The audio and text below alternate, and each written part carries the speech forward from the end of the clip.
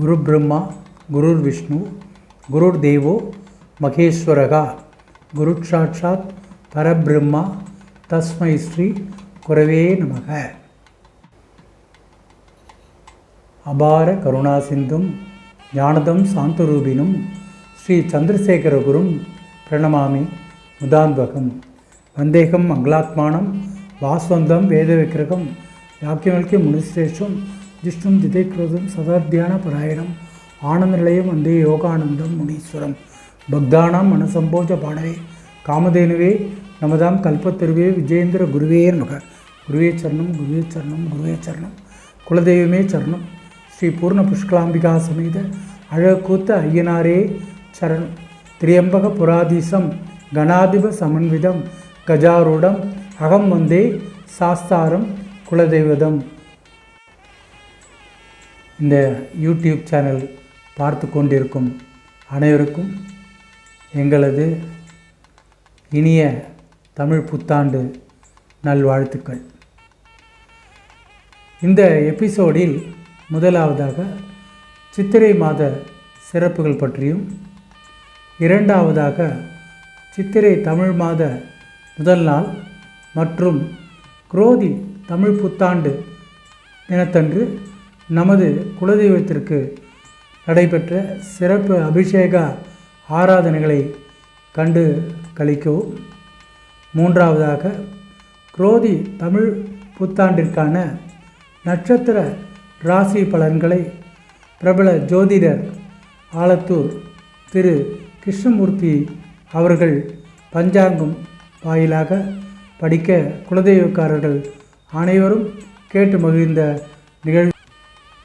நான்காவதாக நமது குலதெய்வ ஆலய வளாகத்தில்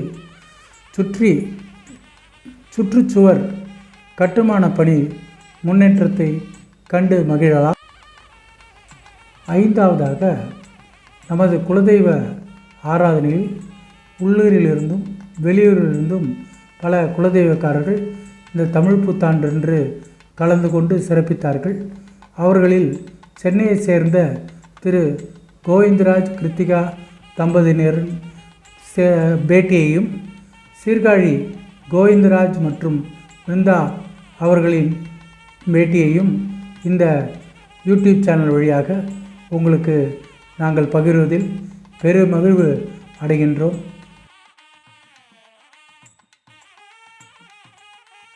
முதலாவதாக தமிழ் புத்தாண்டு மற்றும் சித்திரை மாத சிறப்புகளை பற்றி நாம் பார்ப்போம்.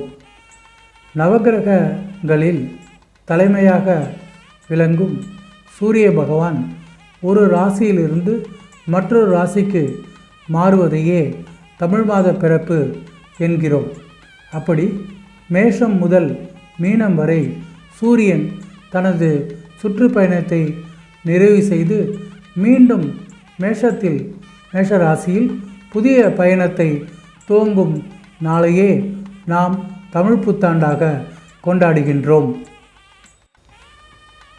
மேலும் இந்த புத்தாண்டுக்கு உரிய சிறப்பு என்னவெனில், மேஷராசியில் இருக்கும் குரு பகவானுடன் சூரியன் சேரும் இந்நாள் 12 ஆண்டுகளுக்கு ஒரு முறைதான் நடைபெறும் என்று ஆகமங்கள் கூறுகின்றன. ஆதலால் இந்நாள் மிகவும் சிறந்த நாளாகும். மேலும் சூரியனுக்குரிய நாளான ஞாயிறு அன்றும் தமிழ் புத்தாண்டு பிறக்கிறது. தமிழ் கடவுள் முருகப்பெருமானுக்குரிய சஷ்டி திதி அன்றும் இந்த புத்தாண்டு பிறந்துள்ளது. தமிழ் ஆண்டுகள் 60 ஆகும். அதனில் 38ஆம் ஆண்டாக குரோதி ஆண்டு பிறந்துள்ளது. மற்றபடி சித்திரை திருநாள் வசந்த காலத்தின் ஆரம்பமாக கருதப்படுவதால் தமிழகத்தில் தமிழ் புத்தாண்டு எனவும், கேரளாவில் சித்திரை விஷுவாகவும் இது கொண்டாடப்படுகிறது. ஆன்மீக ரீதியாகவும் ஜோதிட ரீதியாகவும் முக்கியம் வாய்ந்த நாளாக சித்திரை திருநாள் கருதப்படுகிறது. தமிழ் புத்தாண்டு தினமான சித்திரை முதல் நாளில் சாமிக்கு செய்யப்படும் வழிபாடுகள் முழுமையான பலன்களை தரக்கூடியவை என்று சான்றோர் கூறியுள்ளனர். மேலும் இந்நாளில் பஞ்சாங்கம் படிப்பது மிகவும் விசேஷமான வழிபாடாகும். கேட்பவருக்கு தோஷங்கள் நீங்கும் எனவும், கங்கையில் நீராடிய பலன் கிடைக்கும் எனவும், நீண்ட ஆயுளும் பல்வகை செல்வங்களும் கிடைக்கின்றன எனவும் ஸ்லோகங்கள் பலன்கள் பற்றி கூறுகின்றன. சித்திரை மாதத்திற்குரிய சிறப்புகள் பல உள்ளன. அதனில் முக்கியமாக பௌர்ணமி நன்னாளினை சித்ரா பௌர்ணமி என்று கொண்டாடுவது வழக்கம். இந்த சித்ரா பௌர்ணமி நன்னாளில் காஞ்சிபுரத்தில் உள்ள சித்திரகுப்தன் ஆலயத்தில் தனி ஆலயம் அமைந்துள்ளது. இந்நாளில் இவருக்கும் இவரது மனைவி கர்ணிகாவுக்கும் அபிஷேக ஆராதனைகள் நடைபெறுகின்றன. தமிழ் சங்கம் வளர்ந்த மதுரை மாநகரில் சித்திரை மாதத்தில் சித்திரை திருவிழா கோலாகலமாக கொண்டாடப்படுகின்றது. பங்குனி உத்தர நன்னாளன்று மதுரை மீனாட்சிக்கு கல்யாணம் நடைபெறும். சித்திரை பௌர்ணமியில் மதுரை வைகை ஆற்றில் கள்ளழகர் இறங்கும் நிகழ்வு நடைபெறும். மதுரை மக்கள் மட்டுமல்லாது பல ஊர்களிலிருந்தும் மக்கள் அனைவரும் ஒன்று கூடி மகிழ்ந்து மதுரையில் கோலாகலமாக இருக்கும் என்பது அனைவரும் அறிந்த ஒன்றே. மேலும் இந்நாளில் சித்திரை பௌர்ணமி நன்னாளில் திருவையாற்றில் சுவாமி நந்தியுடன் புறப்பட்டு ஏழூர் செல்வார். ஏழூர் திருவிழா என்று காவேரி கரையில் உள்ள திருவையாற்றை சுற்றியுள்ள 7 கிராமங்களிலும் மிகவும் சீரும் சிறப்புமாக கொண்டாடப்படுகின்றது.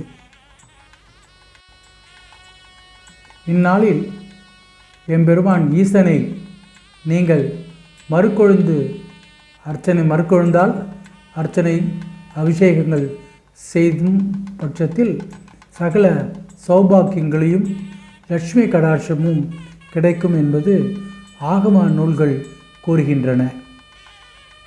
மேலும் சித்திரை அமாவாசை அடுத்த திருதியை அன்று அட்சய திருதியை என்று அழைப்பார். இந்நாளில் செய்யும் நல்ல காரியங்கள் பல மடங்கு பலன் தரும் என்பது வரலாறு. தானங்கள் செய்தாலும் புண்ணியம் கிடைக்கும். இந்நாளில் சித்திரை திருவோண நட்சத்திர நடராஜ பெருமானுக்கு சிறப்பு அபிஷேக ஆராதனைகள் நடைபெறுவது இன்றளவும் வழக்கத்தில் உள்ளன. சித்திரை மாத மற்றும் தமிழ் புத்தாண்டு பற்றிய சிறப்பு செய்திகளை பார்த்தோம். தற்போது நாம் நமது குலதெய்வத்திற்கு சித்திரை முதல் நாள் அன்று நடைபெற்ற அபிஷேக ஆராதனைகளை காண்போம், கண்டு களிப்போம், அருள் பெற்று மகிழ்வோம். வாருங்கள்.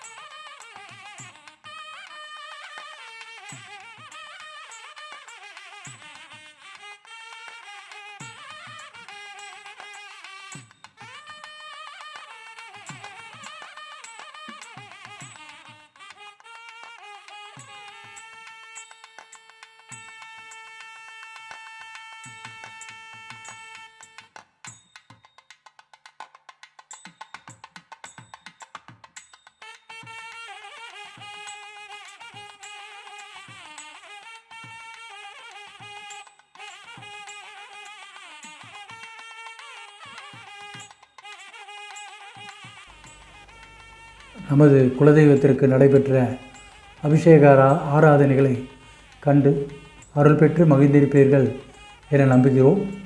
இப்பொழுது நமது குலதெய்வ சன்னதியில் நடைபெற்ற பிரபல ஜோதிடர் ஆலத்தூர் திரு கிருஷ்ணமூர்த்தி அவர்களால் பஞ்சாங்க படனம் வாசிக்கப்பட்டு சொல்லப்பட்டு நட்சத்திரங்கள் ராசி பலன்கள் அனைத்தும் சொல்லப்பட்டன. குழுமியிருந்த குலதெய்வக்காரர்கள் கிராமவாசிகள் அனைவரும் கேட்டு மகிழ்ந்தனர். நாமும் கேட்டு மகிழ்வோமாக. செங்கன்மான் முருகனியானே திறன்பதும் காப்பதாமே. எல்லாம் அல்ல முருகபெருமான் திருவருளாலும் புரோதி வருஷம் என்கிற தமிழ் வருஷ பஞ்சாங்கத்தை, அதாவது வாரம் திதி நட்சத்திரம் யோகம் கரணம் இந்த 5 கூடுனதுதான் பஞ்சாங்கம். திருவானைக்காவல் நீர், திருவண்ணாமலை நெருப்பு, காஞ்சிபுரம் மண், தீ காலாசி காற்று, இது 5 கொண்டது பஞ்ச ஸ்தலங்கள். அதே மாதிரி 1லேருந்து 10 வரைக்கும் 10 ஸ்தலங்கள் இருக்குது. 1லேருந்து 10 வரைக்கும் சொல்லும்போது 10 ஸ்தலங்களும் இருக்குது. இவங்களுக்கு முன்னாடி 6 மாதம் நல்ல லாபம், மறுபடி சமம். சித்திர நட்சத்திரத்தில் பிறந்தவங்களுக்கு முன்னாடி நஷ்டம், பிற்பாடு லாபம். சுவாதி நட்சத்திரத்தில் பிறந்தவருக்கு முன்னாடி நல்ல சுபிட்சம், பின்னாடி மத்தியமம். விசாக நட்சத்திரத்தில் பிறந்தவர்களுக்கு முன்னாடி ரொம்ப நல்ல பலன், பிறகு மத்தியமம். அனுஷ நட்சத்திரத்தில் பிறந்தவர்கள், இது ஒரு முக்கியமான நட்சத்திரம். அனுஷ நட்சத்திரம் காஞ்சி பெரியவாள் அனுஷ நட்சத்திரத்தில் பிறந்தவா. அவருடைய ஜாதகத்தை ராமர் பட்டாபிஷேகம் மாதிரி எல்லார் வீட்லேயும் வச்சு கும்பிடுங்கன்னு சொல்கிறாங்க. ஏன்னா அவங்க அனுஷ நட்சத்திரத்தில் பிறந்தவங்க, அதாவது விதிவிலக்கான நட்சத்திரத்தில் அது ஒன்று. கேட்ட நட்சத்திரத்தில் பிறந்தவர்கள் முன்னாடி 4 மாதம் நல்ல பலன், பிறகு மத்தியம். மூல நட்சத்திரத்தில் பிறந்தவர்களுக்கு பிற்பாதி நல்ல பலன். பூராட நட்சத்திரத்தில் பிறந்தவர்களுக்கு முன்ன நற்பலன், பிற்பாடு மத்தியம பலன். உத்திராட நட்சத்திரத்தில் பிறந்தவர்களுக்கு முன்னாடி ரொம்ப லாப பலன், பின்னாடி மத்தியமம். திருமண நட்சத்திரத்தில் பிறந்தவர்களுக்கு சமம். அவுட்டு நட்சத்திரத்தில் பிறந்தவர்களுக்கு முன்னாடி நல்ல பலன், பின்னாடி மத்தியமம். சதய நட்சத்திரத்தில் பிறந்தவர்கள் முன்னாடி நல்ல பலன், பின்னாடி மத்தியமம். பூரட்டாதி நட்சத்திரத்தில் பிறந்தவர்கள் சமம். உத்திரட்டாதி நட்சத்திரத்தில் பிறந்தவர்கள் முன்னாடி நல்ல லாபம், பின்னாடி சமம். தந்தமும் நீண்ட நாக்கும் தொங்குகின்ற புருவமும் நீண்ட காலும் 8 கையும் 2 காலும் செம்பட்டை மயிரும் உள்ள விகாரமான கருப்பு சரீரத்துடன் 12 யோசனை பருமனம் 100 யோசனை உயரமும் உள்ள கோரூபத்துடன் வருவாள். மகர சங்கராந்தி நாமதையும் மகோதரி. கற்பஞ்சாறு ஸ்நானம் செய்து சிவப்பு வஸ்திரம் தரித்து வெள்ளி பாத்திரத்தில் பாயசம் போஜனம் குங்குமம் பூசிக்கொண்டு பிறவாலும் குடையிடும் ஆபரணம் அணிந்து சிறு செண்பகமும் பிச்சிப்பூ சூடி கடக ஆயுதம் ஏந்தி தெற்கு நோக்கி குரோத முகத்துடன் புலிவாகனத்தில் தை மாதம் 1ஆம் தேதி 14/1/2025 செவ்வாய்க்கிழமை 14 நாழிகை 55 வினாடிக்கு கிருஷ்ணபட்ச பிரதம திதியில் பூச நட்சத்திரத்தில் பாலவாகரணத்தில் மேஷ லக்னத்தில் கடகராசியில் பிரவேசிக்கிறார். வணக்கம், நாங்கள் சென்னையிலேருந்து வரோங்க. பேர் கோவிந்தராஜ், எங்கள் மனைவி கிருத்திகா பேர். நாங்கள் அப்பப்போ தனியாக தான் வருவோம் கோயிலுக்கு. ஆனால் இந்த வாட்ஸ்அப்பு சாமிகள் சொன்னாங்க இந்தமாரி புத்தாண்டுக்கு விசேஷமாக இருக்கும் கலந்துங்கன்ட்டு வந்தோம். ரொம்ப சந்தோஷம், மன திருப்தி, அருமையான கண்கொள்ளா காட்சி. ஐயனாரை பார்த்ததில் ரொம்ப சந்தோஷப்பட்டோம்.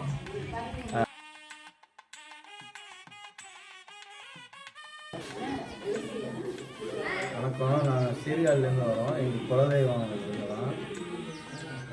ரொம்ப வருஷத்துக்கு அப்புறம் இன்றைக்கி நான் பஞ்சாங்கம் கேட்டிருக்கேன். நான் இப்போ தான் ஏற்பாடு பண்ணி செஞ்சுருக்காங்க. இந்த சாமி நம்ம சீதாராம ஐயாலாம் ரெடி பண்ணி செஞ்சுருக்காங்க. நல்லா விசேஷமாக இருந்துச்சு. ரொம்ப சந்தோஷம், மன திருப்தியாக போகிறோம் வீட்டுக்கு. நீங்கள் சீர்காழிலேருந்து வந்திருக்கீங்க? ஓ வெரி குட்மா, வெரி குட். ரொம்ப சந்தோஷம்.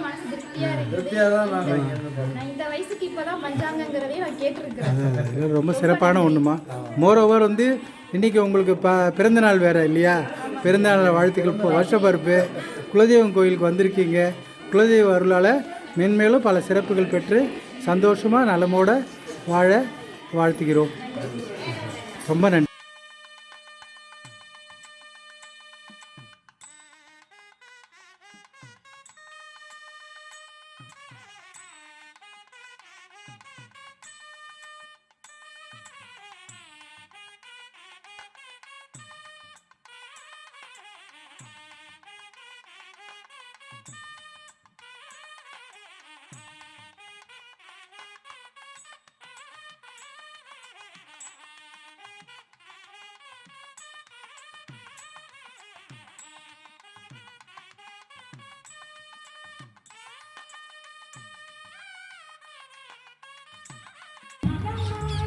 நாம் இப்பொழுது தமிழ் வருஷ பருப்பு முதல் நாள் ஞாயிற்றுக்கிழமை மாலையில் பஞ்சாங்க படனம் படிக்கும் வைபவத்தோடு சேர்த்து குலதெய்வத்திற்கு சிறப்பு அபிஷேக ஆராதனைகளை நடத்துவதற்காக வந்துள்ளோம். நமது குலதெய்வத்தை கோயிலையும் குலதெய்வ கோயில் வளாகத்தை சுற்றி நடைபெற்று வரும் அந்த காம்பவுண்ட் சுவர், மதில் சுவர் கட்டுமான பணியும் பார்ப்பதற்காக உங்களை அன்புடன் அழைக்கின்றேன். வாருங்கள், பார்ப்போம்.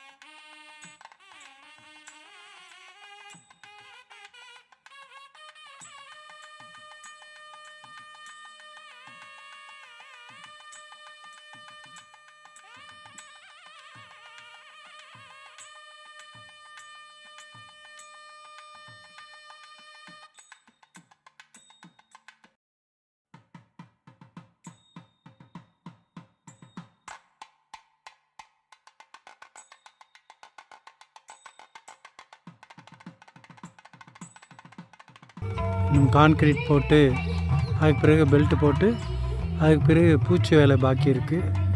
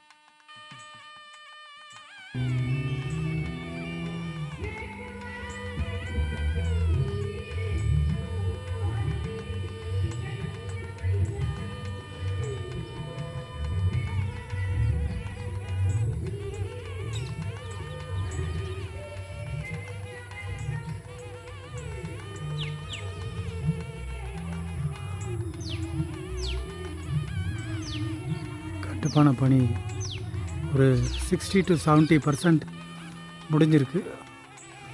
நான் முன்னாடியே சொன்ன மாதிரி கான்கிரீட் போடுறதுக்காக கட்டையெல்லாம் அடிச்சிருக்காங்க.